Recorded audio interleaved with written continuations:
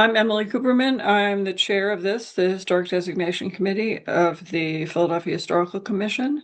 And before we move into our meeting, I will turn things over to Kim Chantry of the Historical Commission staff to say a few words about the meeting. Thank you. Good morning. This is Kim Chantry. I'm filling in for John Farnham today. This meeting is being recorded, and by participating in the meeting, you are consenting to being recorded. This recording will be available a little later on the Historical Commission's website, which is phila.gov/historical. There you'll find everything you need to participate in today's meeting as well. The public meetings page of the website provides copies of the nominations and the rescission applications, any public comment received by noon yesterday, and the agenda for today's meeting. Every agenda item includes an opportunity for comment. If you'd like to comment on the matter, you will need to raise your hand using the raise hand feature in Zoom. And once you've been acknowledged by the chair to speak, you'll have to unmute yourself from your end using the auto toggle in Zoom. And if you're on a standard telephone, which it looks like we do have a few callers today, *9 to raise your hand and *6 to unmute and mute. The committee typically makes its decisions by unanimous consent, but if there is apparent disagreement amongst committee members, the staff can conduct a roll call vote. The committee makes recommendations to the Historical Commission. Those recommendations are non-binding. The Historical Commission itself will make the final decisions on the nominations. And finally, the Historical Commission has adopted guidelines for conduct at its meetings. And if you're unfamiliar with those, please take a look. The guidelines include order of presentation, time limits, and other important matters related to the conduct of these meetings. And those are also available on the public meetings page of the Historical Commission's website. And with that, I will turn it back to the chair. Thank you very much, Kim. And as Kim said, we do not designate here as a body. What we are an advisory group to the Historical Commission. What we do is to review and take public comment on the nominations that are on our agenda. And before I continue, I want to say thank you to everyone who has participated in the nomination process, both nominators who are not on the staff and the staff review. Thank you very much for all your efforts and for bringing these forward to us today.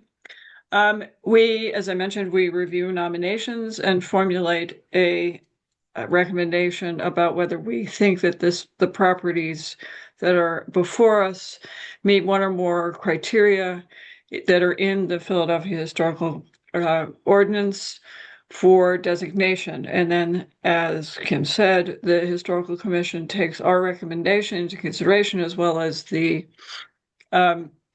nomination itself and further public comment, and makes a decision about whether or not to designate the property whose nomination is on the agenda.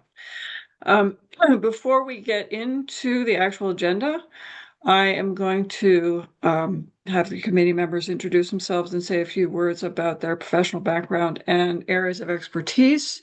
They're members of this committee by virtue of their specific experience and scholarship. And I am grateful for all of their participation and sage advice on the nominations that are before us. So I'm going to call on people, and I hope to remember everybody. If I didn't, please let me know. Why don't we start with Jeff Cohen?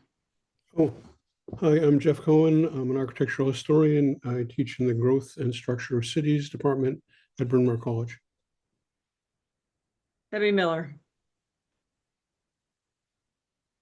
Good morning. I'm Debbie Miller. I'm an archaeologist and preservation specialist for the National Park Service here in Philadelphia.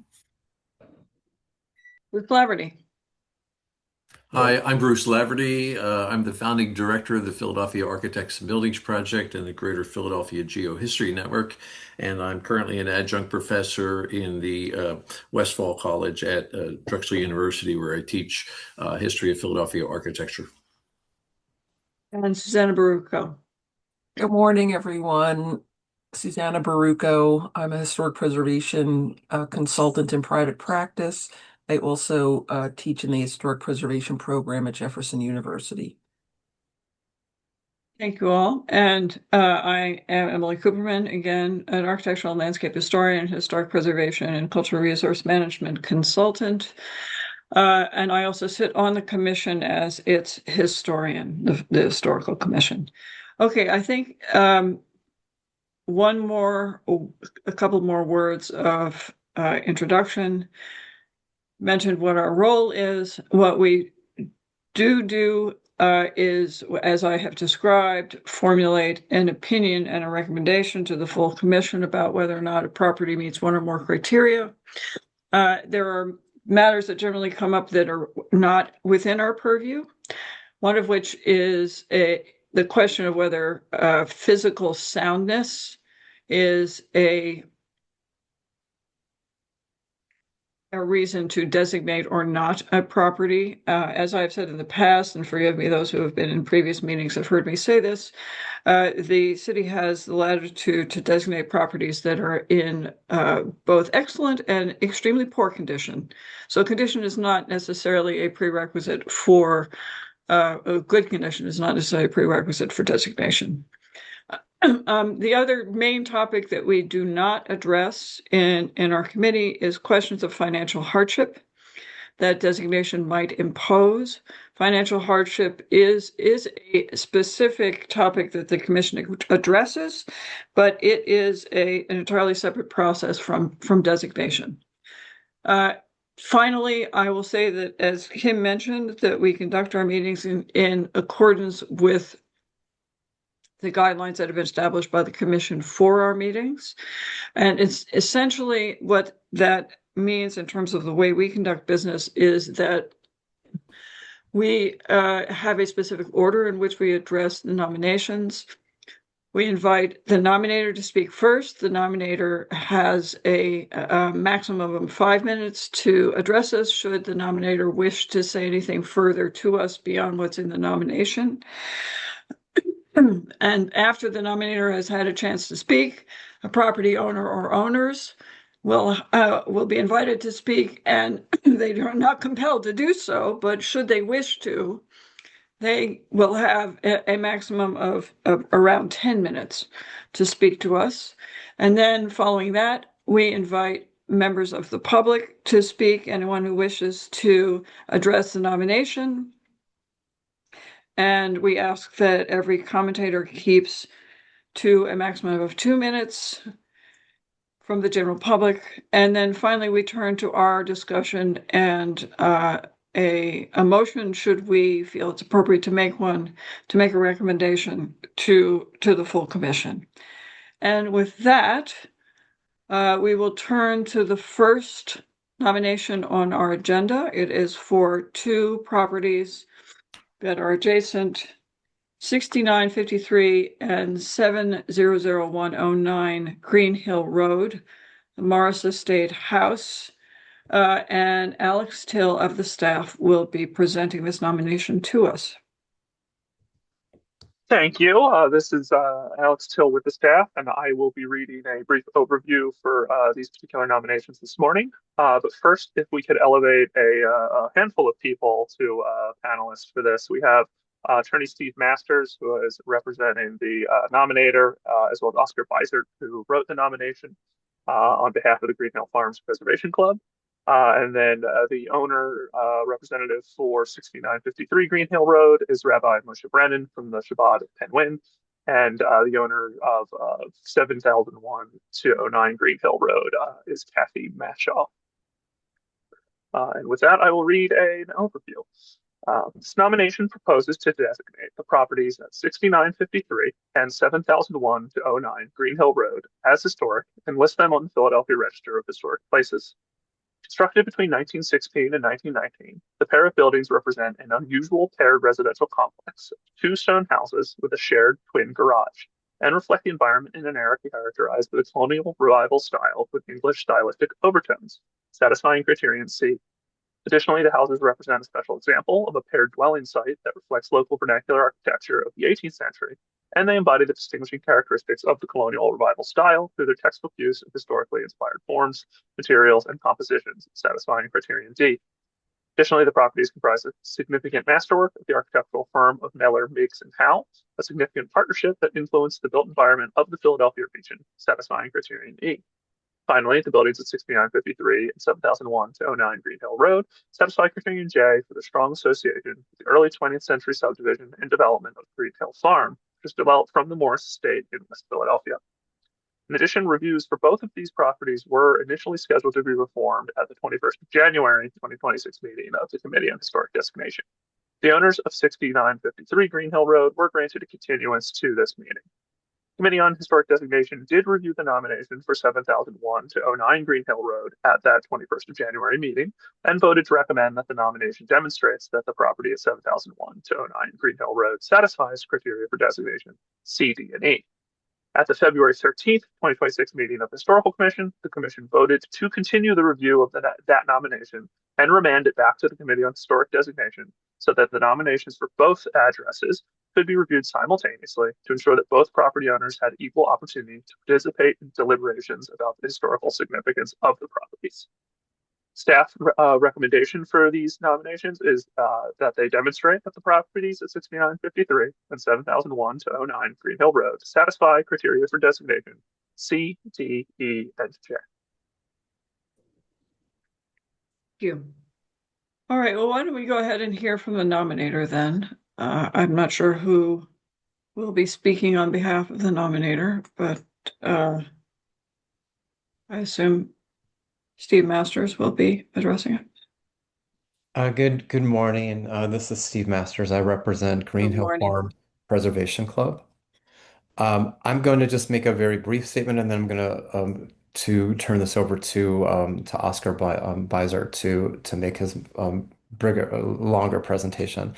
I just wanted to call the committee's attention to pages 30 and 31 of the submission, which really address the twin aspects of the two properties that are paired together.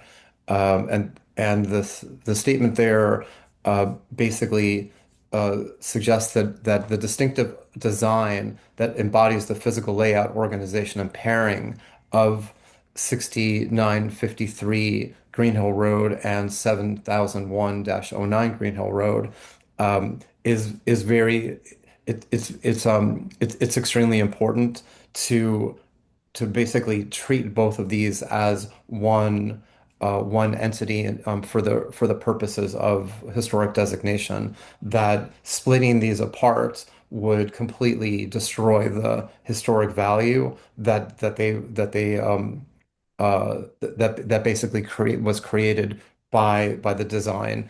This is apparently a design that also mimics designs in London and quite a bit of designs from the Woodward estate in Chestnut Hill. So that's my portion, and I'm going to turn it over to Oscar now. Well, thank you very much. And Hi, Oscar Beiser. Can you hear me? yes, we can. Good morning, Oscar. Good morning. So I just wanted to give a quick overview. I'm Oscar Beiser, Keeping Society of Philadelphia. We were pleased to be able to nominate these incredible properties for the organization. I'll just actually just discuss both of them at once, which is that the properties are significant because they represent the work of one of Philadelphia's most important architectural firms, Mellor, Meigs and Howe. Their work was extremely influential on residential design. It's sort of difficult to overstate their importance. This house, these houses exemplify the firm's, interpretation of local architectural traditions, exceptional craftsmanship, and their obvious attention to proportion, materials, and setting. Beyond their architectural merit, the Green Hill Road properties illustrate the transformation of Green Hill Farm by the Morris Estate into an exceptionally well-planned residential landscape.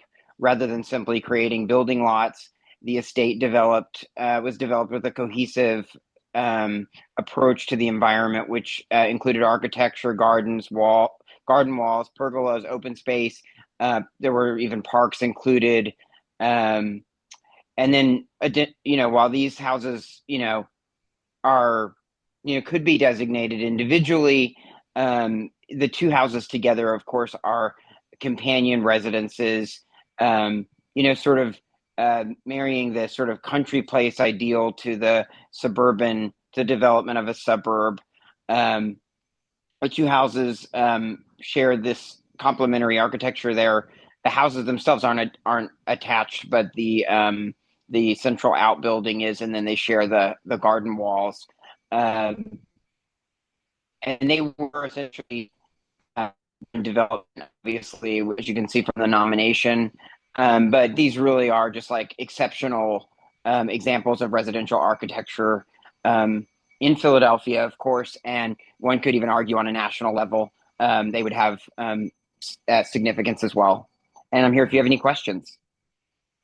Thank you. Okay, why don't we go ahead and hear from property owners? I'm not sure who would like to go first, but please, anyone, owners of the two properties, please go ahead if you would like. Okay, who's going first over here? Okay, can you see me? Yes, we can. Good morning. All right, good morning. Hi, my name is Rabbi Moshe Brennan. I'm the Rabbi Chabad of Penguin, and we're the ones that purchased the property at 6953 Green Hill. We are honored with the nomination, and definitely look forward to working with everyone on it. It's I would say it's interesting that our meeting is today. Today in the Hebrew calendar is the eve of the 9th of Av, when actually talking about buildings and history, it's when our temple was destroyed 200 years, 2,000 years ago, almost 2,000 years ago in Jerusalem.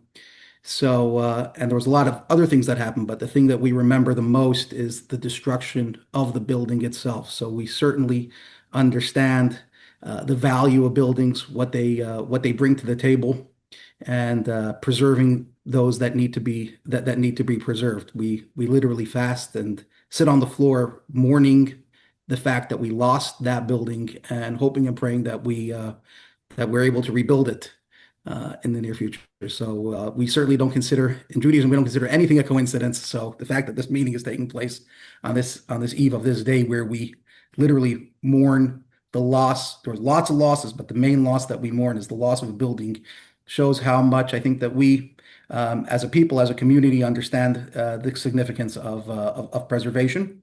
At the same point in time, we are looking forward to turning it into call it a Chabad house, a center for good, for kindness, for joy, and we look forward to working with the committee, with the commission, with our neighbors, with our community, with everyone in order to both preserve the past as well as chart a path forward in the future. I mean, we're taught that our temple was destroyed because of people didn't get along, didn't work together, baseless hate, and that we're able to build things and that's what causes destruction, and that we're able to build things when we work together, and everyone can see every side of everything and be respectful and kind in the process. So that's certainly what we're looking forward to over here, preserving the past and charting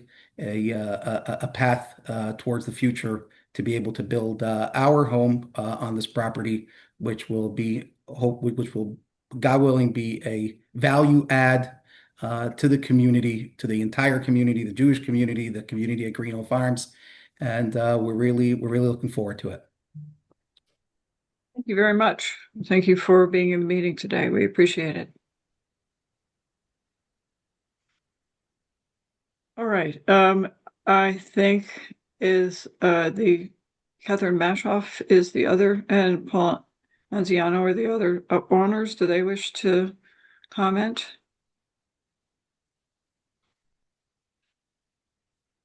For some reason, I can't seem to unmute. Oh, we can hear you. Oh, you can hear me. Okay, because mine says Yes. unmute. Yes, you're Yes, all. I'm Kathy We Mashoff. don't. My You husband. don't have video, but that's fine. It's up to you. Okay, I can't seem to get my camera to work, That's but all right. if you can hear me, We, that's we can hear you perfect. fine. Yes, so I think as I stated at the meeting in January, I am wholeheartedly in favor of this preservation or this designation. We moved into our house at 7001, 7009 in 2000. And even then, we're struck by the architectural significance of it. In fact, when we were viewing the house, the previous owners, Joe and Virginia Gaffigan, had a picture of the Miller, Meigs and Howe book showing the pictures of our house. And it was amazing to be able to sort of look at our dining room and see that same picture in the book, and then look out our dining room window towards the other house and see those same images in the Miller, Meigs and Howe monograph. And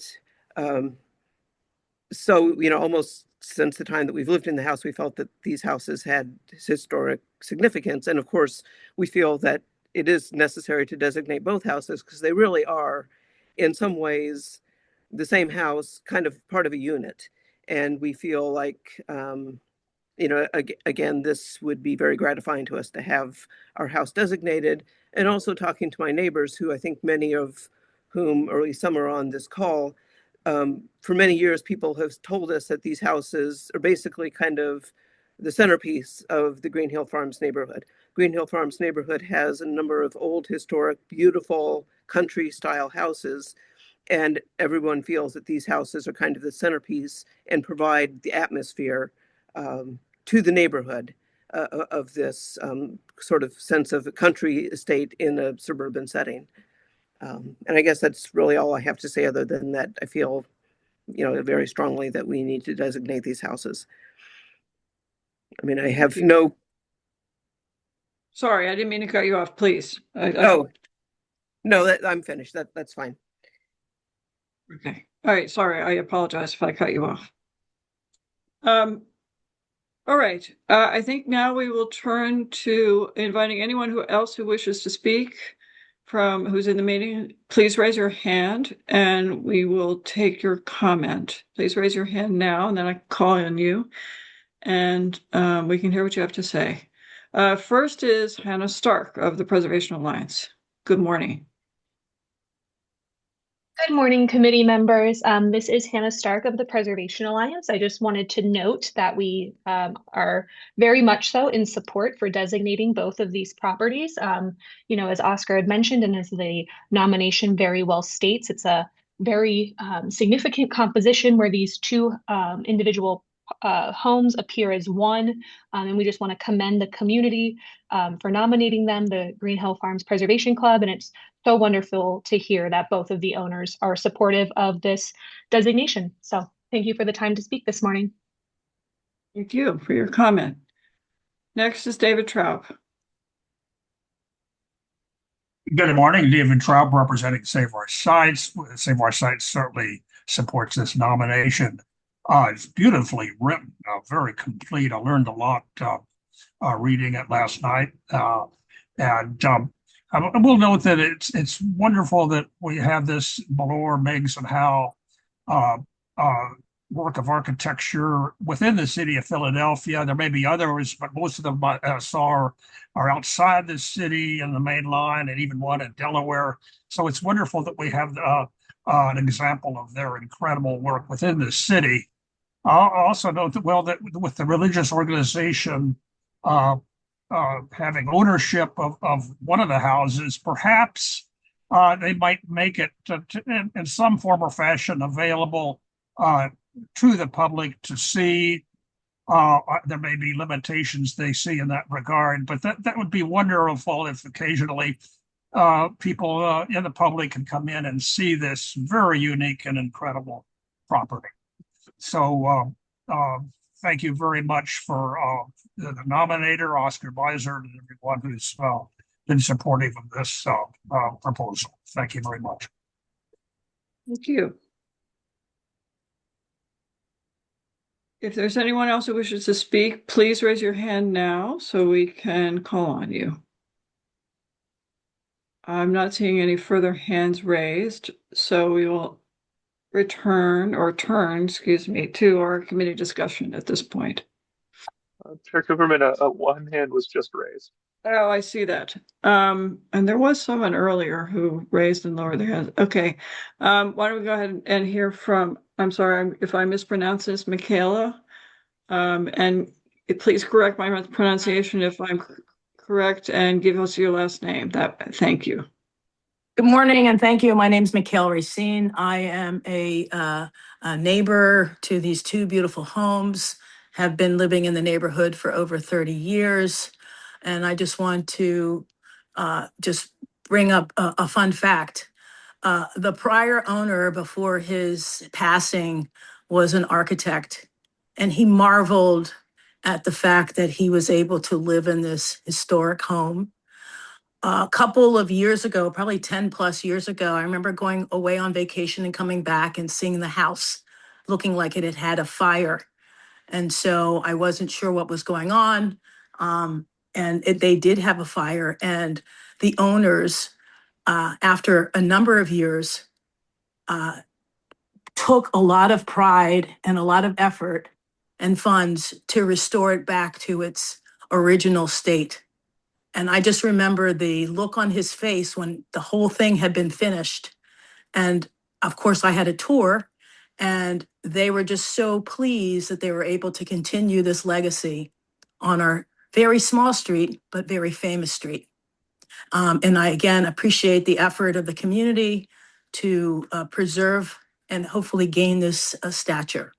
Thank you so much. Thank you. Yes, Michaela, which address was it that had the fire? The 6950. Yeah, it was Kathy- 6953 had the fire. Yep. Okay. Thank you. Thank you. Okay, there's one more hand raised. Susan, please let us know what your comment is, and also please tell us what your last name is. Yes, my name is Susan Santalucia, and I live at 6912 Green Hill Road. So I'm kind of they're across the street from me, both of these properties.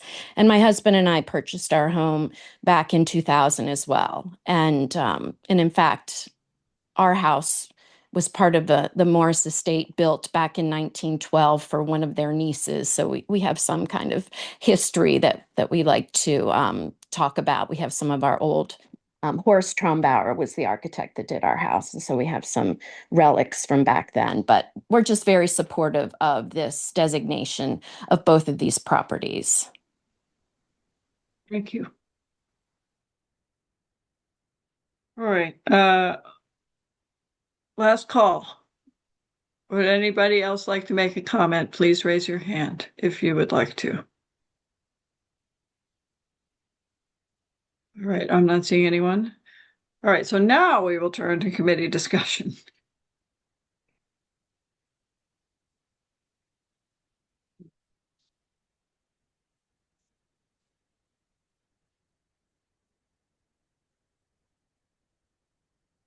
Well, I'll just jump in briefly. This is Jeff Cohen. This is really well worthy under the criteria designated, and I'm delighted to see owner and neighbor support for this and appreciation for what's really extraordinary. The Morris estate really was trying to do something a bit different than the Overbrook estate adjoining, and really sculpting the landscape in some ways. That it really took me until seeing this plan that was on pages, the one from the architectural record, page 30, to really understand exactly how this worked. And it's interesting the way it withdraws from the street, gives a little privacy, but creates a garden before you enter and discreetly works with the car. Anyways, terrific nomination, worthy property, and I endorse it in all regards.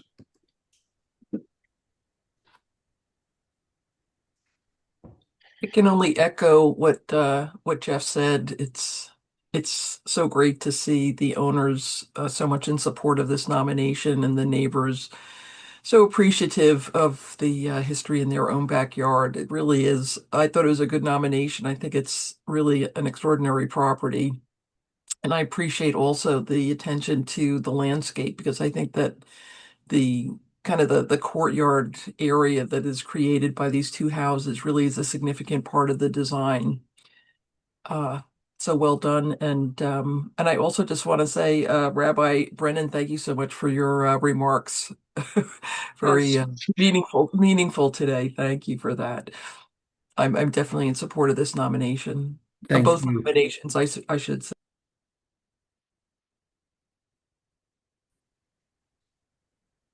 I have nothing to add, other than I agree with everything Jeff, Susanna, what Emily is going to say, and I know what Bruce is thinking. So, but I will say that my real takeaway from this is that communities coming together to support historic preservation make for very strong communities. And I just think that all of you coming together, it's just so refreshing to see. So kudos to the community for appreciating their resources and ensuring that their community is preserved. Bruce, did you want to say something? Yes. First of all, my congrats to Oscar, and was it Oscar who wrote the nomination? Oscar Beiser? Yeah. Okay. Congratulations again to Oscar, delving back into the ancient mists of Pennsylvania and Philadelphia, to the Morrises and the Prices and the Paxicles and the and all of the other Quaker saints, if you will. But my takeaway, I know, my takeaway is that my mother is rolling in her grave. Yes,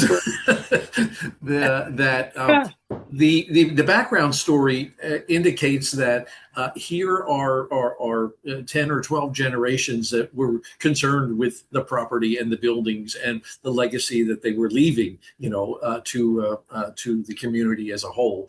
And Miller and Meigs had a part of that when they developed what was a tiny part of the greater suburban development of the main line, and did it in a sensitive way and in a way that drew from international examples, and also created a national example of how to handle things sensitively, blending as Jeff said, blending the automobile age with a very traditional garden age in a beautiful way. And thanks to the neighbors and the residents who are so supportive of this. Our job would be a lot easier if that was always the case. Yeah, it certainly would be. I think one of the things that I don't remember in total our previous discussion, because it was a little while back. But I think so I don't remember if I'm repeating. I don't know if I'm repeating myself, but I just wanted to point out, because I'm not sure that everyone who's in the meeting might be aware of it, but the amount of period publications that Oscar documented for this relatively small, compared to some of the bigger properties that were published at the time, relatively small design project is really notable. This is the amount of attention that was paid to this particular design project marks just how important it was considered to be at the time. And that's not, for those of you who haven't spent far too many hours, like most of the members of the committee, looking through historic architectural journals, being able to find this level of documentation is not normal. It's not usual. It's not run of the mill. It's noteworthy. So it is. I don't think I made that remark the first time when we just talked about the first property. But I think, all the period documentation really reaffirms the fact that this was one design entity. And if we were talking about the National Register, which we're obviously not, but I think it's useful to think about it in this terms, we would talk about this as one resource or one property, despite the fact that it's two parcels. because it is a single design entity and it was conceived as a single thing, even though it is in fact two houses. So, okay, that's enough. I think I've made the point that I don't think I made before, so I thought I would say that. I'll just add one small observation to because you mentioned the journals, and if you looked at the journals from the 1920s, you'd see how absolutely Janus-faced the moment was. I mean, there are going to be a lot of storefront, Art Deco storefronts and skyscrapers in the realm of business buildings, and then very much a kind of retreat to old traditions in some of the residential ones at the same time. Yeah, I mean, I remember we talked about the invocation of the vernacular and the sort of abstracted 18th century forms in this design. I remember we did talk about that the last time and how that was one of the important hallmarks of the firm. But yeah, I don't have anything else to say other than yeah. Would someone like to make a motion? If you'll display the criteria, I can do that. There you go. Okay, I would propose that 6953 and 7001, is that the right address? 7001 to 09, yeah. 09, Green Hill Road be added to the Philadelphia Register of Historic Places under 4 criteria C, D, E, and J. Second. Any opposed? Hearing no opposition, the motion passes by unanimous consent. Thank you, and thank you very much to everyone who participated, and we appreciate your being part of the meeting, Rabbi Brennan. All right, with that, we will move to the next item on our agenda. Just a note in case there's anyone here for it. The 2947 and 2949 Ellsworth Street has been continued to our September meeting. And thus we're not going to address that today. The next property on our agenda, as the screen is indicating, is 5538 to 50 Baltimore Avenue, the Ambassador Theater. And I think Heather Hendrickson, yes, there's Heather, will be presenting the nomination to us. Thank you. Good morning. My name is Heather Hendrickson, and I will be reading a brief overview of this nomination. If somebody is here representing the property owner, James J. Kennedy Jr., please raise your hand to be elevated. The nominator is present, Matt Goldberg. If we could please elevate him. And if anybody is here representing the University City Historical Society, please raise your hand to be elevated. This nomination proposes to designate 5538 to 50 Baltimore Avenue, the former Ambassador Theater, and listed on the Philadelphia Register of Historic Places as satisfying criteria for designation A, C, and J. The nomination contends that the property satisfies criterion A because it is representative of the history of Philadelphia's neighborhood cinemas and tied to important regional theater operators, including the Felt Amusement Company and Frederick G. Nixon Nerdlinger. As a second-run neighborhood movie palace, it reflects the entertainment habits of working-class Philadelphians and the growth of cinema as a dominant cultural force.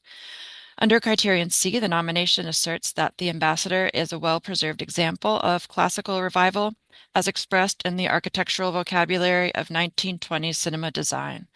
Under criterion J, the nomination illustrates the social role of neighborhood theaters like the Ambassador, reflecting the cultural heritage of the West Philadelphia community. The staff recommends that the nomination demonstrates that the Ambassador Theater satisfies criteria for designation A, C, and J. Thank you, Heather. Okay, why don't we go ahead and hear from the nominator? I see that Matt Goldberg has been promoted. Is there anybody, and so I'll go ahead and we'll ask him to say a few words if he wants to. Is there anyone else from the University City Historical Society that is in the meeting? I'm not seeing anyone else. All right, Matt, do you want to go ahead and say a few words? You don't have to. I think you're unmuted.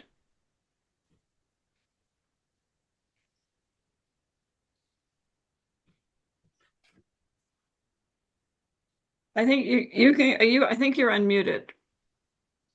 Unless you're having technical audio problems. Yeah, I'm pretty sure you're unmuted. Can you hear me now? Yes. Yes, we can. Hello? Yes, we can hear you.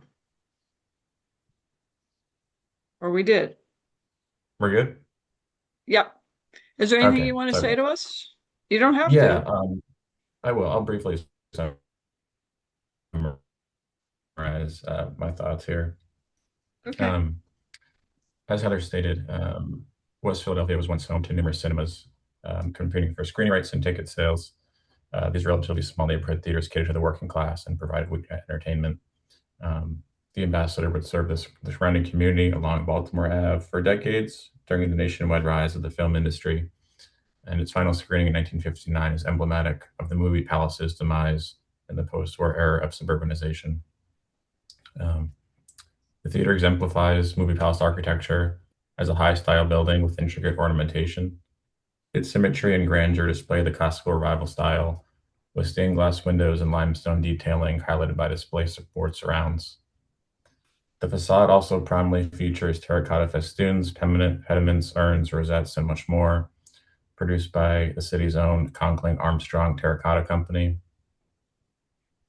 And finally, as of 2013, only 135 theaters built from the 1890s to the 1960s remained in Philadelphia, and many more have since been lost.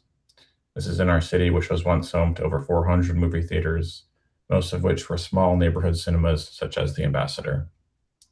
So I thank you for your time, and I yield the rest to Julia Heyman.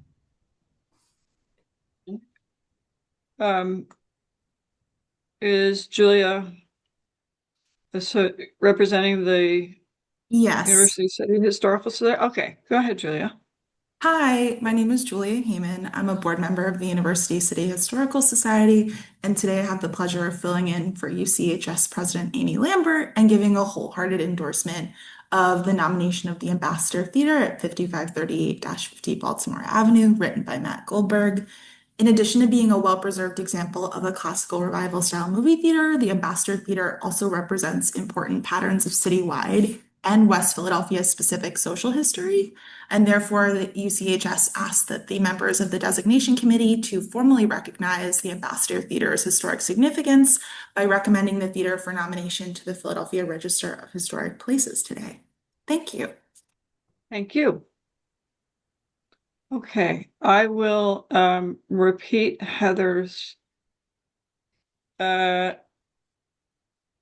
statement about whether anyone representing the ownership of the property is in the meeting. If you are, please raise your hand so that we can hear from you now, should you wish to speak.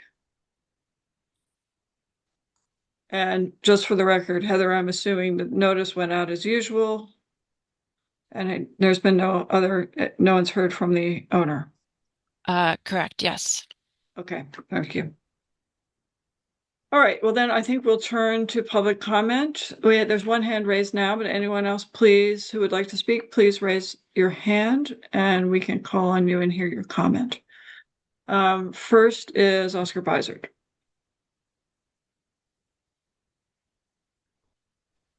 Oscar Bizard, Keeping Society. I just want to speak in favor of the nomination, not only as a work of Conklin Armstrong, but also just as a intact theater. We have lost far too many of them in Philadelphia, and this is a great example. Thank you. Thank you. Next is David Traub.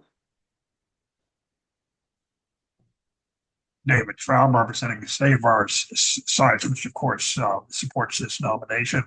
We'll say that I just got back from a trip to Rome, Italy, and I'm already homesick for that city. But if that way I could drive out to this site on Baltimore Avenue and satisfy my longings.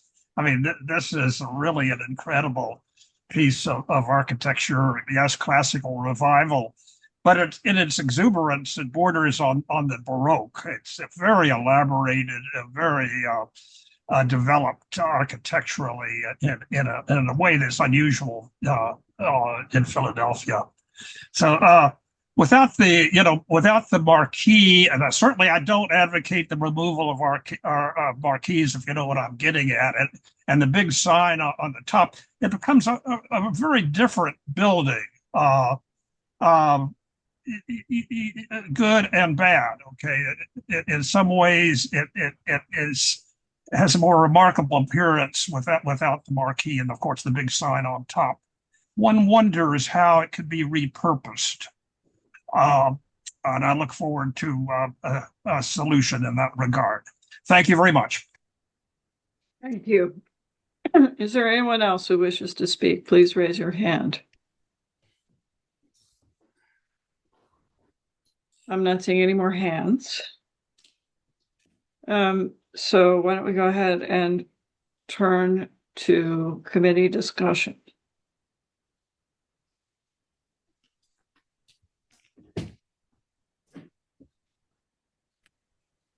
I'll jump in here.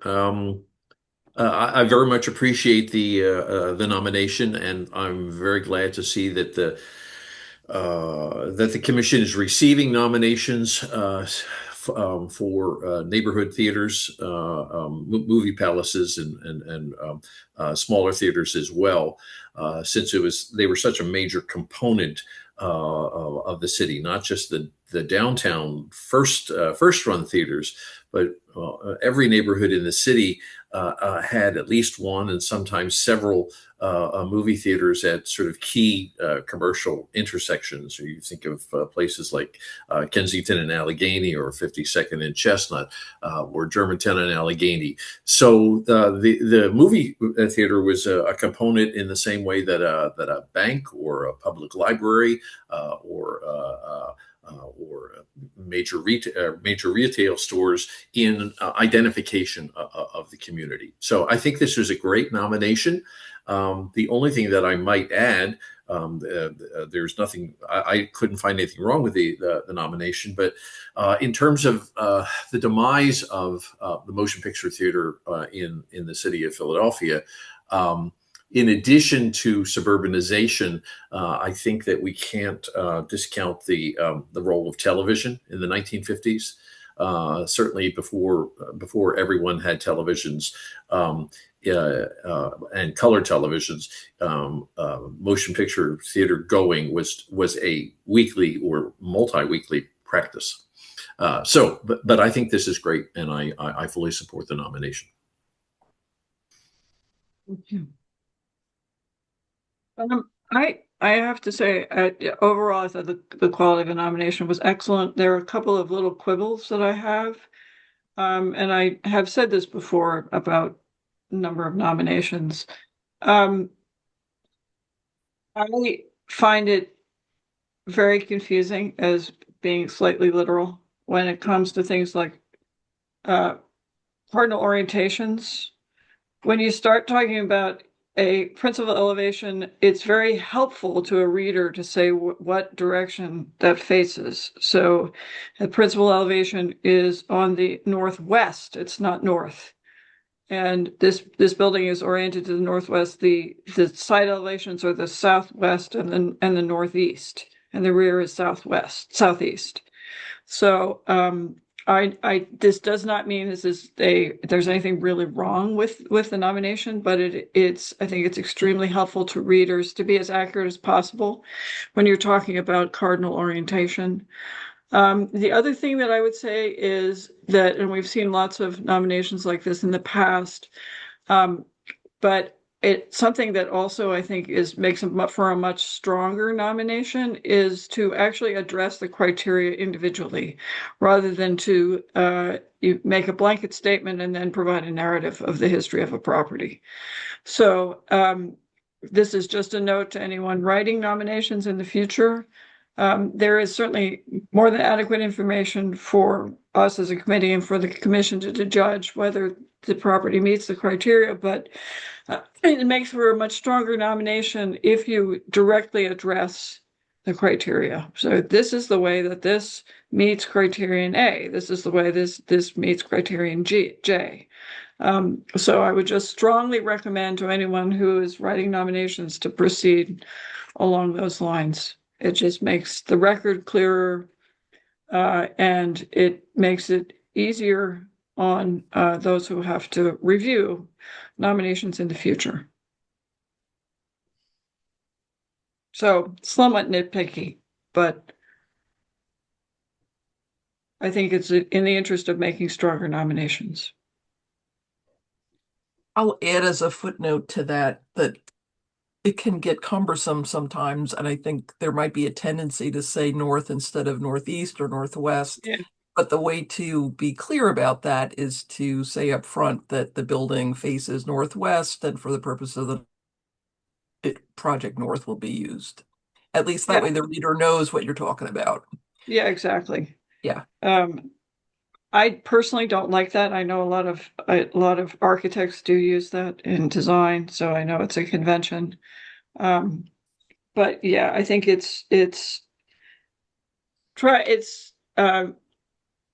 think when you're a nominator, you have to try to imagine that you're a guide, you're a tour guide, and you're trying to help your reader navigate around a building.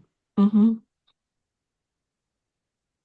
Looking at this picture for a while now, it really makes me think of two titles of, I forget whether they're books or articles or what. One is the show starts at the curb. Yeah, that's great. and the other one is, I think it was about San Francisco or something, but it was a gift to the street.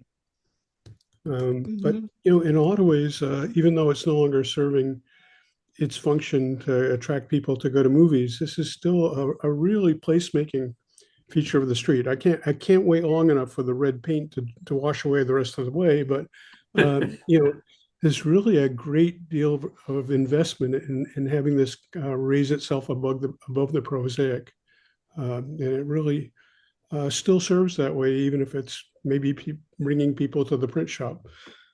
I'm very glad that this has a good chance of surviving. My compliments to Matt Goldberg for writing the nomination.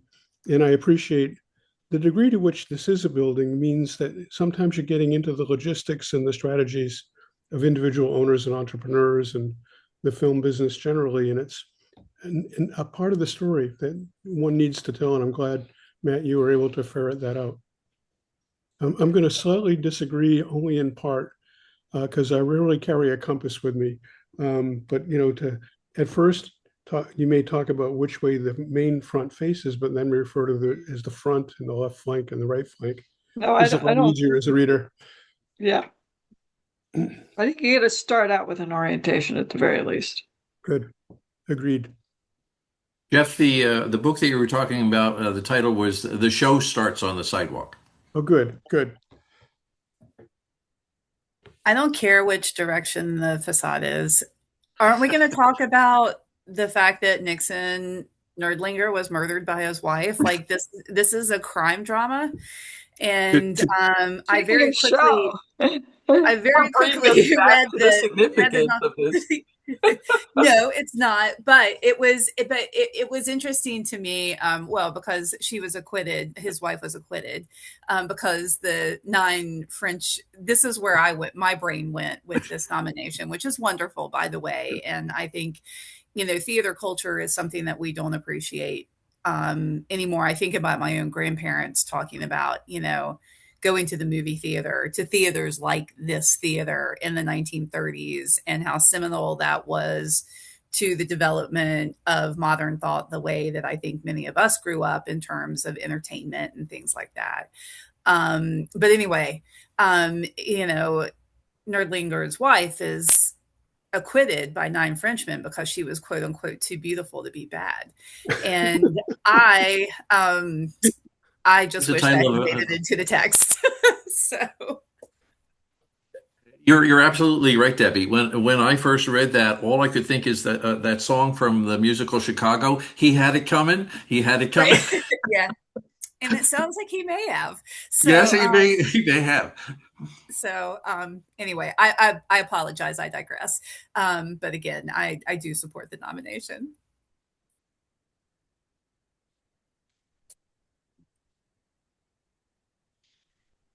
Would someone like to make a motion if there's no further discussion? I could make the motion.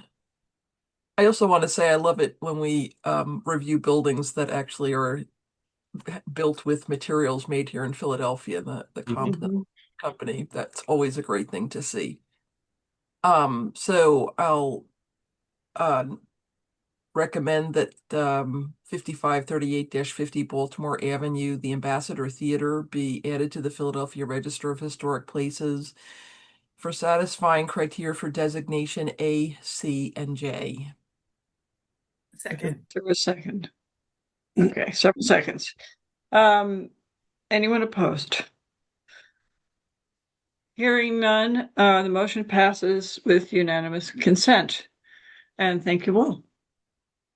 Great nomination. All right. Now, does anyone want to take a break before we go to the last two items, or what would you guys? We'll just keep going. Sounds like we're going to continue. Yeah. All right. And next we have two proposed rescissions. The first of which is for 520 Queen Street. And Kim Chantry is going to present this to us. Yes. Good morning. Okay. Get my screens in a row.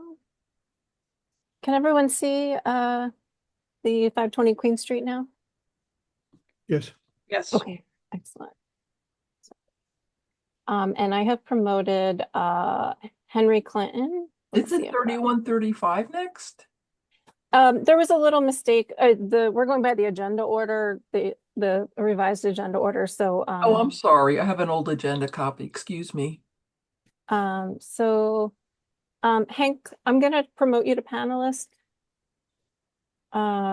See if that comes through for you to accept that. If not, we can just unmute you.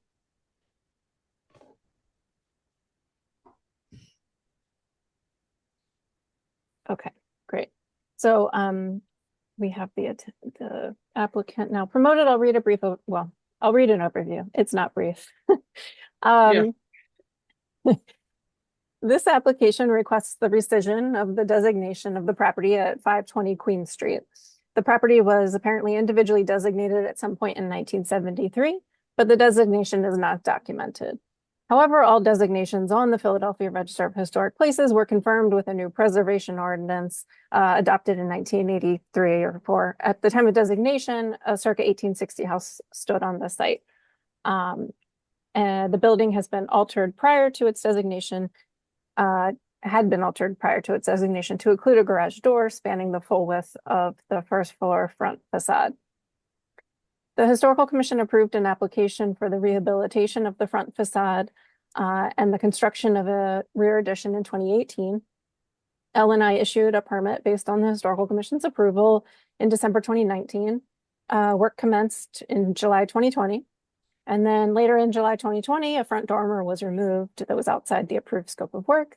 L&I issued a violation still in July 2020, L&I issued a stop work order owing to demolition work which exceeded the scope of the issued permit.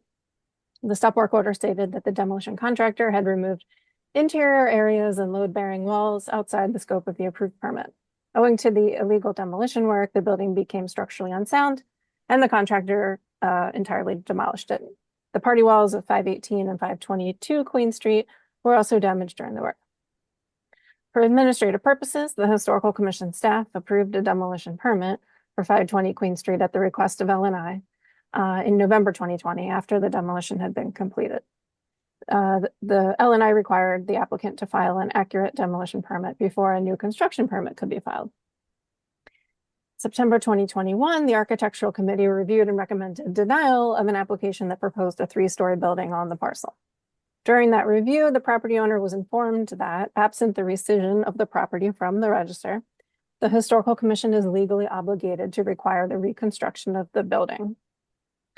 And the Historical Commission's rules and regulations authorize the commission to remove entries from the register when the qualities that caused the original entry have been lost or destroyed. And in this case, the building was presumably designated owing to its age, and that quality was lost with the demolition, and therefore there's no longer a basis for the designation. And so the staff recommends approval of the request to rescind the designation because the qualities that caused its original entry have been destroyed and there are no historic resources remaining at the site to regulate. And we have Henry Clinton, the attorney representing the property owner here. Okay, well, why don't we go ahead and hear from Mr. Clinton? Good morning, Ms. Cooperman, and appreciate morning. the detailed and level-headed summary by Ms. Cantry, which she supplied to me previously. Yeah, the only thing I would say to add to that is, you know, the designation is somewhat clouded because I could not find any documentation upon which criteria the designation was made. And as Ms. Cantry said in her summation there, we don't know, she didn't say this, but I think it's inferred, we don't know what the original design was, but we do know that that front first floor garage was added sometime after the structure was built. And I think this is what led to the ultimate demolition of the property, because it was a header. My client, Jerry Boyce, B-O-I-C-E, is on the line too, if you need to hear from him. There's a joist that runs across the top of the header of the garage. And during the demolition process, apparently the contractor thought that was so deteriorated and rotted away that when he started some of the work on the property, the front wall shifted, and then they ended up taking down the entire building.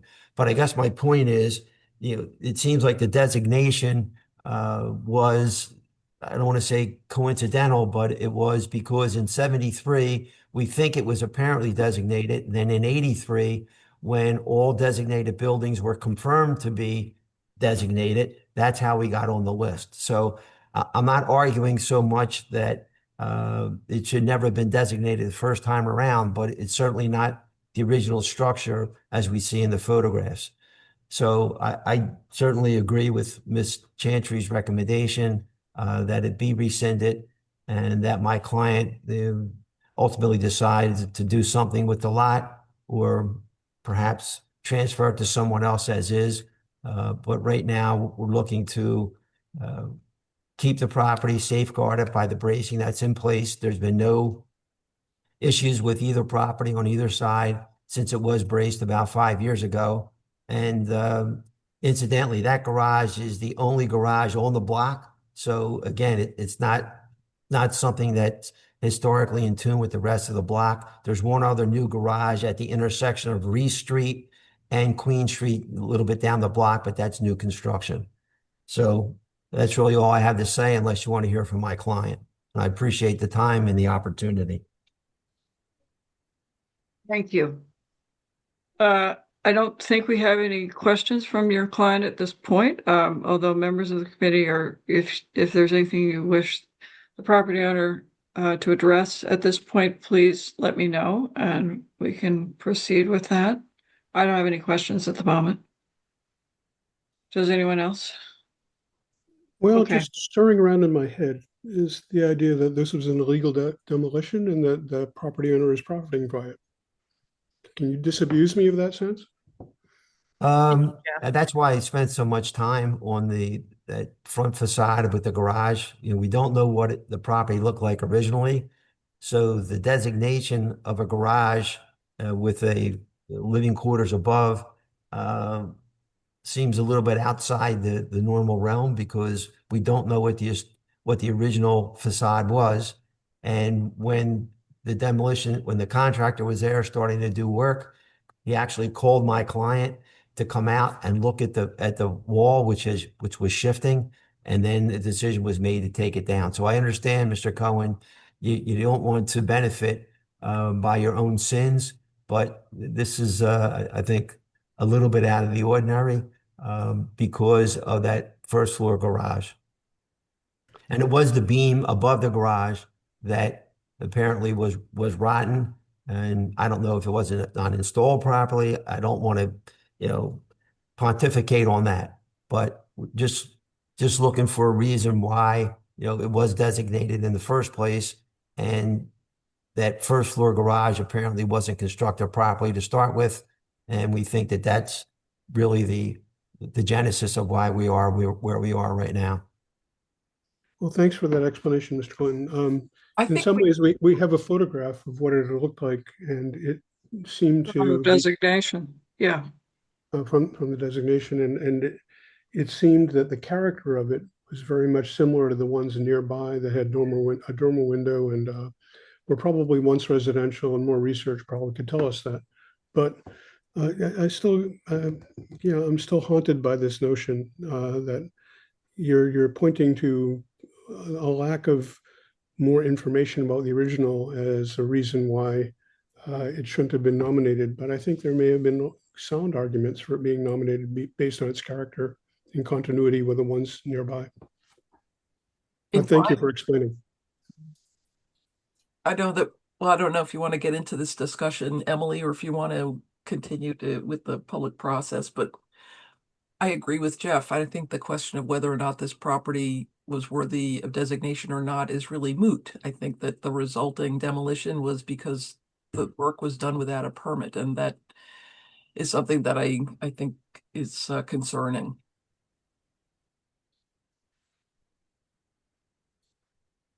I think in the interest of the process, is there anything that Mr. Boyce would like to say to us at this point? I mean, I don't, it sounds like don't have any questions per se, but if Mr. Boyce would like to speak, we'd be happy to hear from him. That doesn't mean he needs to. Mr. Clinton, obviously you have spoken on as his representative. But if he would like to, that's fine. If he doesn't, that's also fine. Jerry, do you want to say a few words to? Yes, I agree. Okay, go ahead, please. Well, in listening to the summation, there's a couple things that are incorrect. We did not start work without permits. We had permits. There was a extraordinary circumstance where the building shifted and was going to collapse. So that's why, and I called Rod Anello from L&I to come out to the site, and he even said it's going to have to come down. So with the collapse on Market Street that killed 7 people, I didn't want it pulling down the neighboring homes. I didn't want it to collapse and kill someone on the street. So the fact that everyone's saying we did the work without permits, that's not correct. We had the permits, and in the building code, it says if the building is in danger of collapse and the adjacent buildings are in danger of collapse due to that building and the public safety, you are allowed to demo the building. So I wasn't waiting till something dramatic happened. God forbid somebody got killed or pulled down a neighboring facility. So we had permits. Mm-hmm. Now, what they wrote in the report after we were on site, I can't control that. Mm-hmm. I'm not saying that people lied, but I'm saying the report isn't exactly documented as what transpired on site that morning. So I wasn't waiting to have the building fall down and pull down neighboring homes. So it wasn't that we went ahead and said, oh, we'll knock it down to benefit us. We knocked it down out of safety concern. Thank you, Jerry.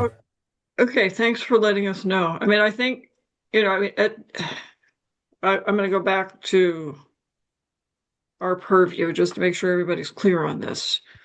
I mean, we're not in a position to query L&I to find out what L&I did or didn't. And we're also, as Kim said, Kim Chantry said at the beginning, and as I reiterated, we make recommendations to the full commission about relative to the criteria and matters of historic significance and historic designation. And a rescission is a historic designation matter because it's a removal of a designation. So we're not in a position to be able to judge, what Ellen and I did or didn't do, and it's really outside of our purview. That being said, I would be surprised if that did not come up for discussion at the full commission. I anticipate that will be the case. So I just wanted to say that before we proceeded any further. I think we're just not in a position to be able to make any kind of judgment relative to what Ellen and I did or didn't do. But I thank you very much for your participation. We really appreciate it. So I hope you understand the constraints under which we operate. So I think I wanted to say that before we proceed any further. Is there anything else that any members of the committee would like to ask either Mr. Clinton or Mr. Boyce at this point before we move to public comment? Sounds like there aren't. Okay, I think that at that point, then what I'm going to do is invite anyone from the public who's in the meeting who would like to comment to raise their hand. And we can go ahead and hear from them. I know there was a written comment that was received from the Preservation Alliance, which was part of our package. And Hannah Stark now has her hand raised. So I think we can go ahead and hear from Hannah. Thanks, Chair Cooperman. And yes, we did submit our opposition to this rescission request via public comment earlier, and you can see the full argument on the Commission's website, but I just wanted to reiterate for the record that we are opposed to this rescission request. Thank you. And we plan to supplement this with more information at the Commission meeting when this is on the agenda. Okay, thank you very much. Is there anyone else who wishes to comment? Please raise your hand, and we'd be happy to hear from you. I'm not seeing any more hands raised. All right, I think we'll then move to further committee discussion. I think leaving other issues aside for the moment, I understand the recommendation in the sense that there are no from a regulatory standpoint, there is no historic fabric to regulate. That's just a general observation.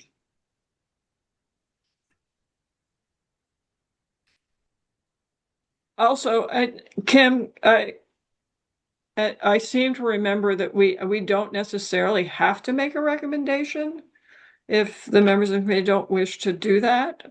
Is that correct, Kim? If I'm remembering correctly.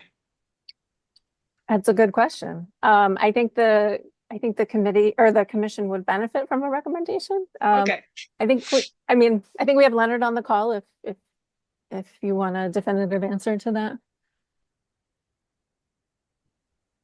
Hi, this is Leonard. Can you hear me? Yeah, we can hear you. Thanks, Leonard. Yeah, if you have any, if you could answer my question, I would be grateful. Yeah, no, I mean, I agree completely with Kim's response that I think the commission would benefit from a recommendation.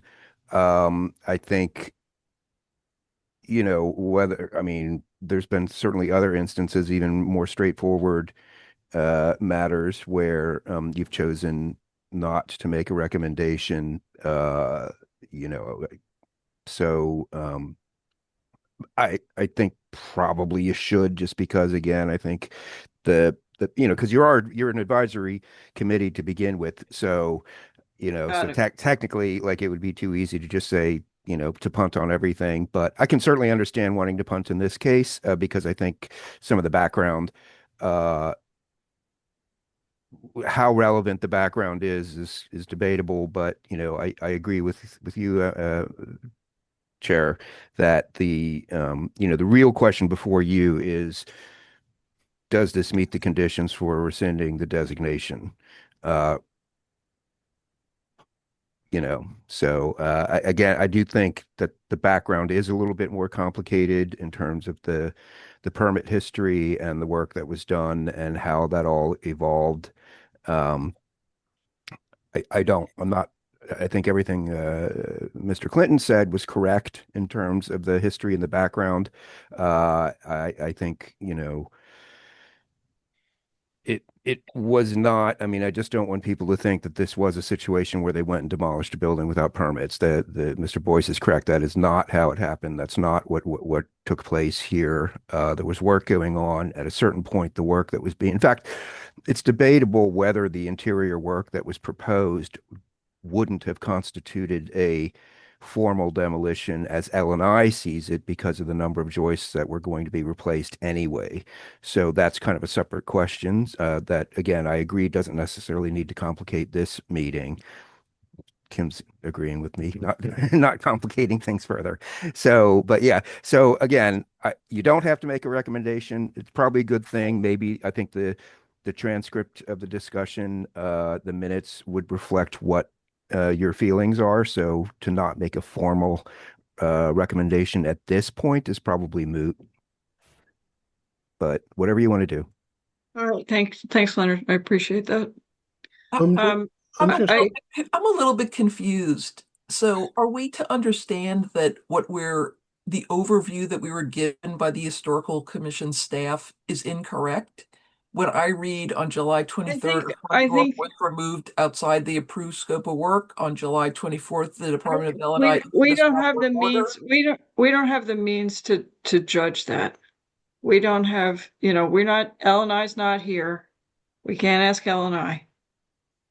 I think what I was going to say was, I think where my preference would be, as the chair, is that we stick with the question of, well, there are two questions. The first of which is, there have been,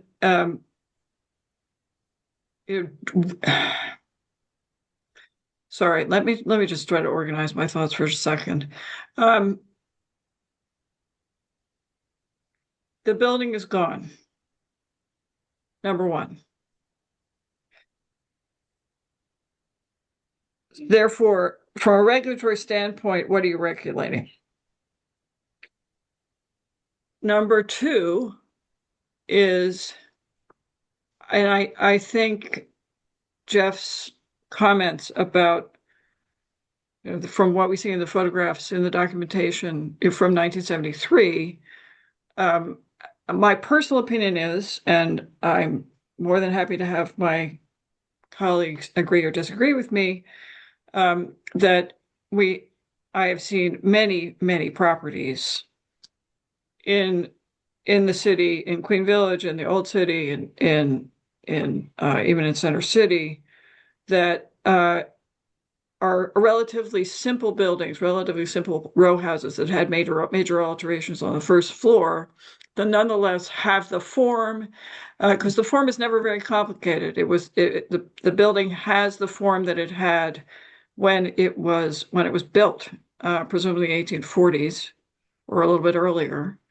and it therefore there certainly are many properties that were designated in this period and before, in the 60s, that this is not an atypical property, is really what I'm trying to say, for designation. Despite the alterations of the first floor, there are many properties that the commission has continued to designate that had major first floor alterations, but the upper stories are intact. So I think I'm trying to say we have two issues here. Question is it worthy of continuing to be designated in any sense, both from a material question, from a material standpoint, or any others? Sorry, that's still a little bit murky, but I think that's our lane. What is from a regulatory perspective, and this is probably a Kim question, what is the recourse? Like what are the requirements if a building comes down? Like you said, as the PHC sees it, they have to rebuild it. Like what is that? Yeah. What is that language? Leonard, I think Leonard Reuter has an answer for that. Sorry, hold on one sec, please Leonard. go ahead. Go ahead, Kim. Yeah. We do have I didn't read the exact language from the overview because it was just adding to the length. But essentially when there's a section of the Historic Preservation Ordinance that says that any person who alters or demolishes a building in violation of the provisions of this chapter or in violation of any conditions or requirements specified in a building permit issued by the Historical Commission shall be required to restore the building involved to its appearance prior to the violation. So that is what the commission was reviewing when they reviewed a new construction application here that was denied because it didn't, replicate this building with the garage front and all of that. So that was that. And the guidance that the applicant received at that time was that the only way to get past that is to put a rescission application before the commission to say that there's no historic resource left at the site to regulate. And I would I think this is understood, but I would just point out that this is not a historic district. If it was, we wouldn't be having this conversation because it would still remain under the commission's jurisdiction. Right. It's an individually designated property. Mm-hmm. But I think it's a slippery slope because there are a lot of designated properties that don't have any established history with them in the PHC. I've looked at some of them, and there are even NHLs that were nominated, in the 40s, 50s, whatever, that don't have any documentation, associated with them, or, we don't have a picture of what it looked like. And into the 70s, actually, NHL nominations. Into the 70s, right. And so, I think that, this is potentially precedent setting and that it's really problematic in a lot of different ways. And we can quibble about, it had a garage or whatever, but that still doesn't take away from the fact that this was a historic structure. It was a designated historic structure, and that the system failed it, regardless of how that may be. And if you open the door, I think it's a slippery slope. Can I address that? Sure, that's fine. I think at some point soon, I think we should move forward to a motion. But go ahead, Mr. Clinton, please. Yeah. I don't want to exclude you, but at the same time, I think we have to keep going. I appreciate all the comments, and I appreciate being given the opportunity to talk again.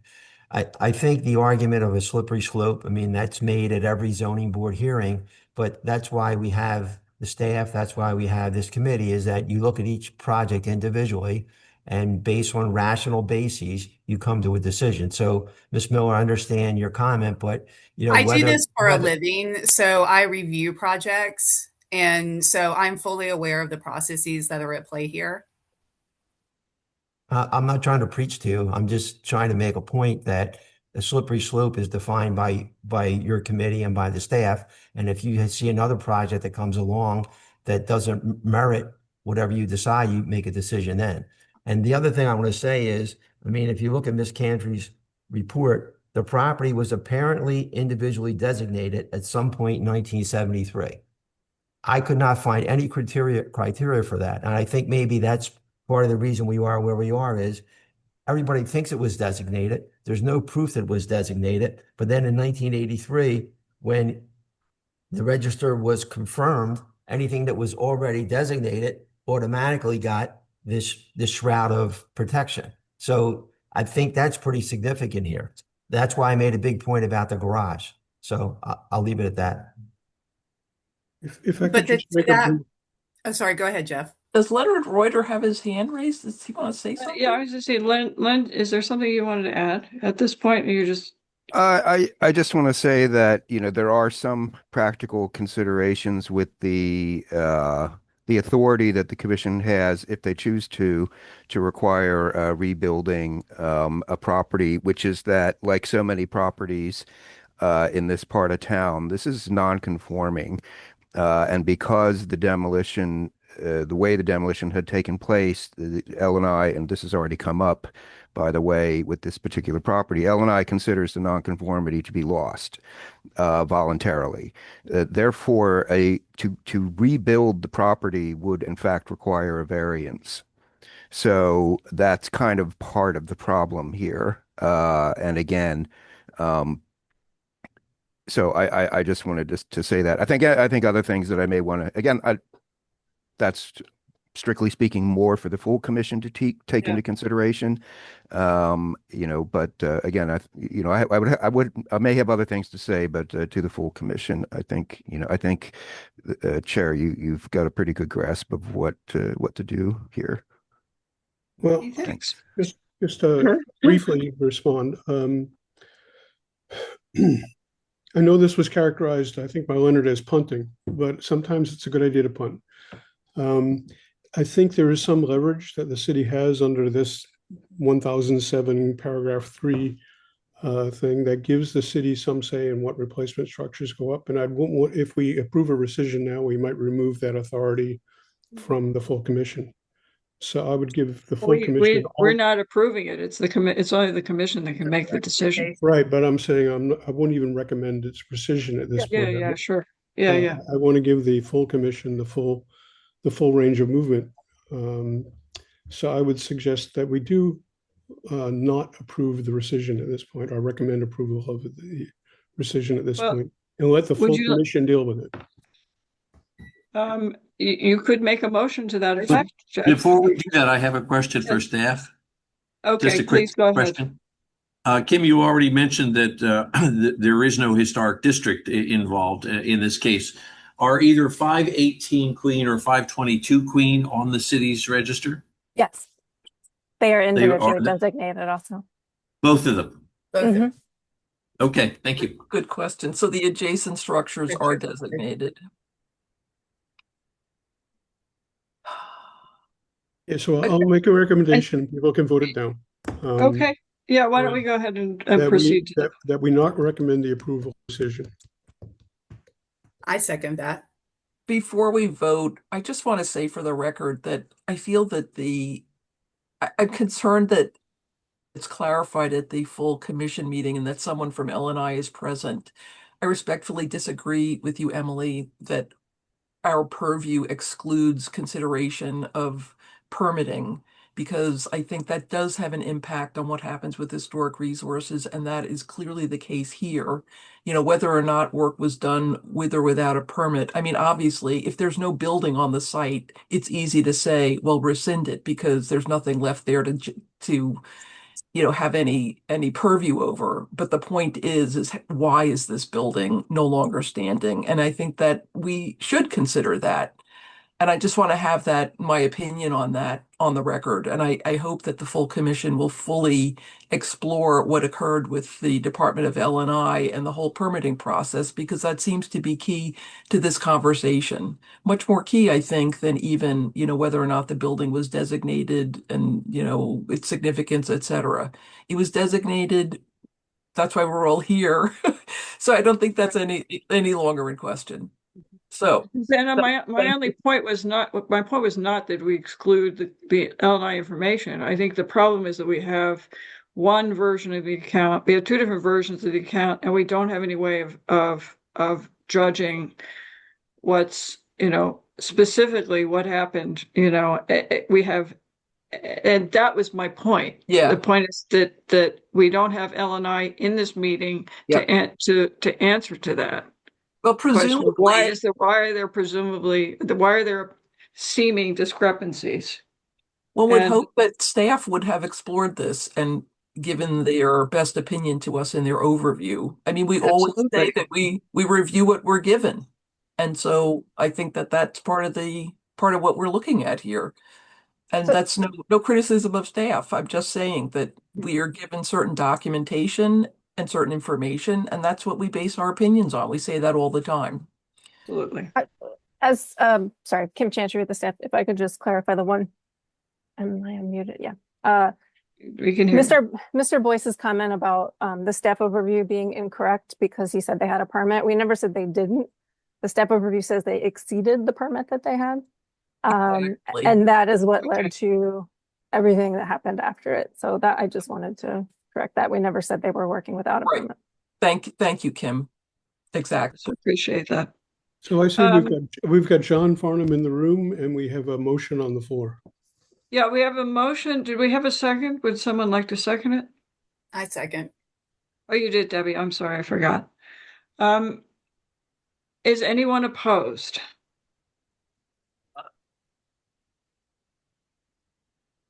All right, hearing no opposition, the motion passes by unanimous consent. Okay, thank you all for a thorough discussion. Thank you very much for your time and listening to us. We appreciate it. Thanks so much. Thank you, Mr. Clinton. All right. Then we have one more item on the agenda. Another rescission request. In this case, it is for 3135 to 49 West Montgomery Avenue. And I've lost my agenda. Where is it? Here somewhere. I'm not sure who is presenting this. This is Dan Dan, are you Shahar doing it? Krasnov with Okay. the staff. Can folks Okay. hear me and see the image on the screen? Yes, we can. Okay, very good. Is anyone here? If anyone is here representing the property owner, please raise your hand to be recognized. I will start by saying the property owner was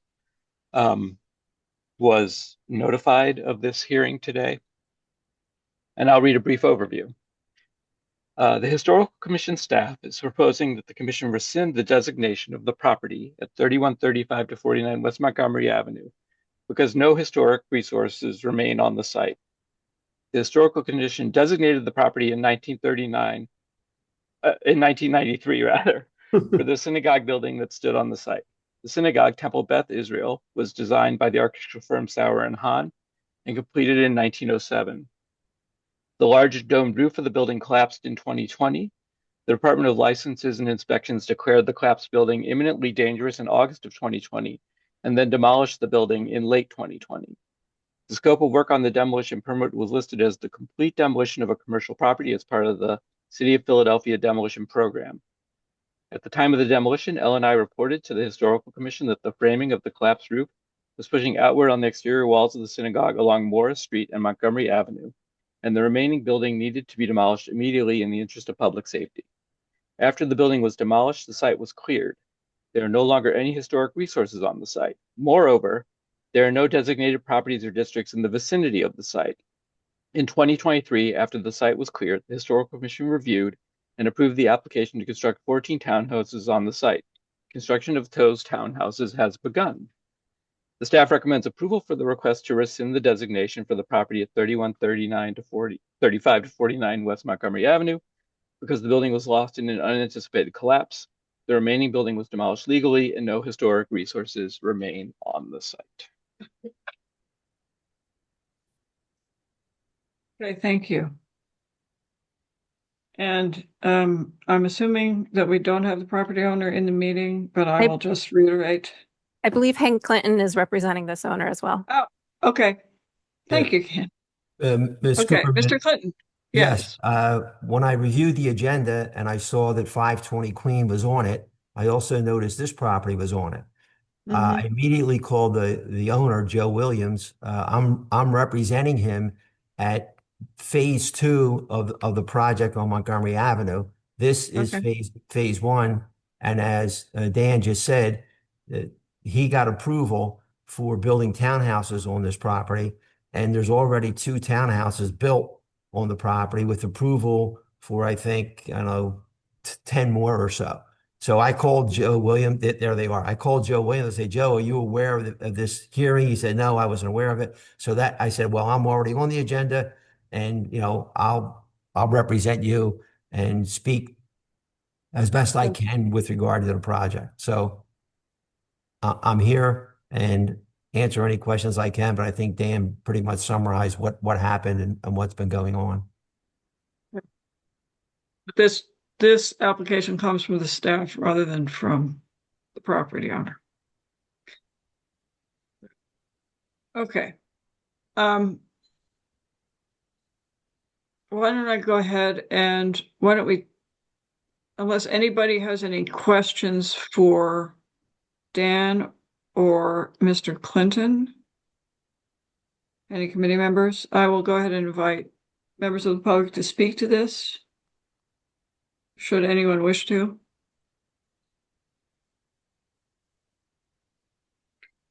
All right, then I will ask anyone who wishes to speak. Julia Heyman has her hand raised, so why don't we go ahead and hear from her? Hi. Earlier I spoke on Hi. Earlier I spoke on behalf of UCHS, but now I want to comment as a private citizen and a nomination writer on the earlier debate in this meeting about nomination formatting. Presently, there are no official public guidelines provided by the Philadelphia Historical Commission for how to write a nomination to the Philadelphia Register of Historic Places. I would sincerely hope and give the benefit of the doubt that the goal of the designation committee and the PHC at large would be to have people from all walks of life able to research and highlight the history of the places in Philadelphia that matter to them. And therefore, I really want to encourage the members of the designation committee to consider using the energy that has been spent today and in previous meetings, nitpicking the formatting of nominations to I'm going to instead. interrupt you, Ms. Heyman, because we're taking comment on this rescission request, No other not opportunity on to a give general public topic.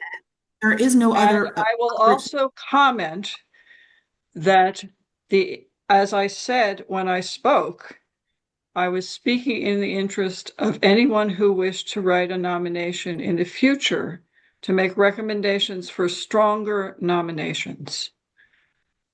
I also said that the nomination had an enormous amount of important work in it, and there was plenty of information for both the committee and the commission to judge about whether the property met one or more criteria, which was reflected in our motion.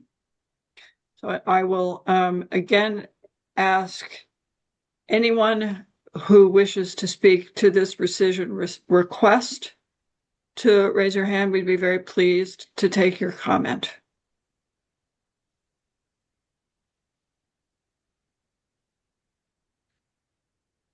I'm not seeing any more hands. Okay. So why don't we go ahead and turn to committee discussion.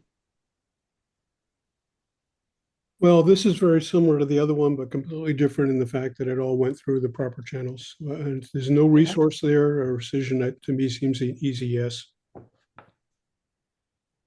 Agreed. I feel this is less complicated than the earlier rescission request for the reasons that Jeff stated. So I have less to say this time around. I agree. Debbie, do you want anything to that? I still think the whole process should, like, yes, everything. I don't have the same level of comments that I had previously. However, this is still designated historic, but there's already new construction on it. So, we follow what we want, we do what we want. LNI doesn't talk to this, and none of these, none of the city agencies are talking to each other, and things are just happening as they will. So I think it's disappointing. We're just, giving a check mark and the rubber stamp for benign neglect and destruction of historic properties for whatever reason it will be. And then they become dangerous and they got to come down. So the whole thing makes me uncomfortable. And I think there's a lot of moral and legal ambiguity here, but and not necessarily with this one, but just kind of the whole rescission process overall. So I'll leave it at that. Well, I think that's a really good point, Debbie. And I think it's interesting that the Historical Commission approved new construction, 2 years ago, before the property was even deemed, before the nomination was rescinded. So Right. What's up with that? Yeah. Yeah. I don't Do like we have a process or do we not? Exactly. Yeah.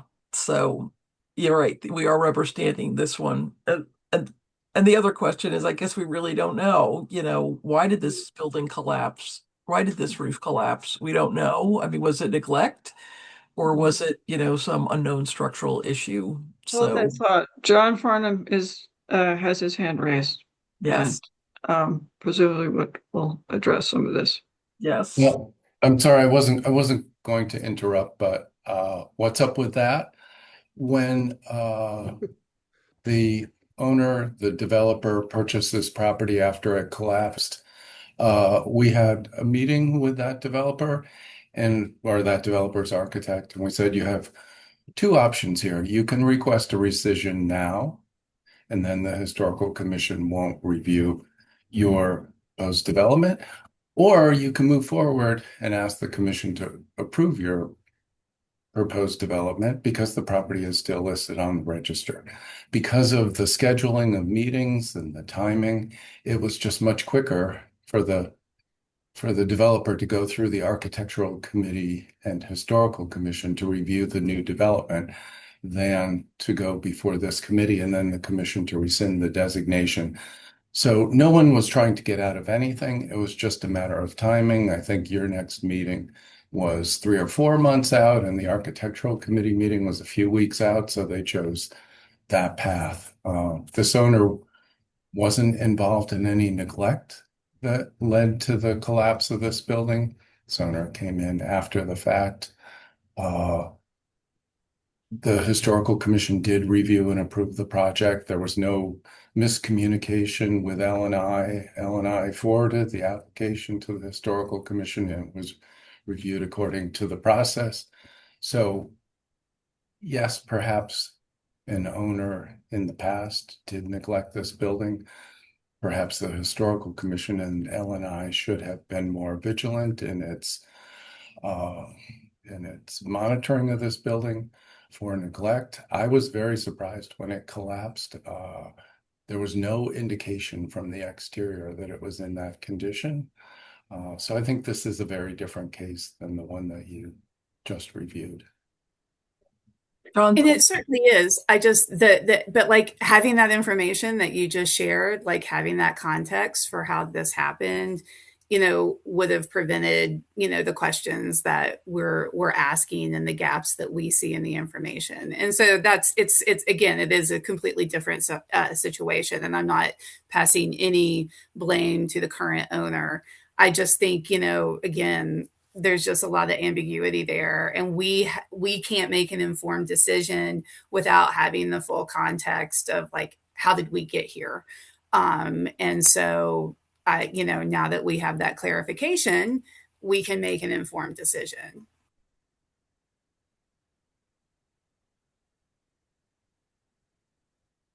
I'm going to make a motion. Yeah, go ahead. But John, I want to just say thank you so much for the context because it really, as Debbie said, is really helpful. So thank you for jumping in. So a motion to recommend the rescission of the designation of 3135-49 West Montgomery Avenue from the Philadelphia Register of Historic Places. Second. Any opposed? Hearing none, the motion passes by unanimous consent. Yes, thanks again, John, for helping us understand the fuller picture. Yeah. I'm sorry Okay. I wasn't here earlier.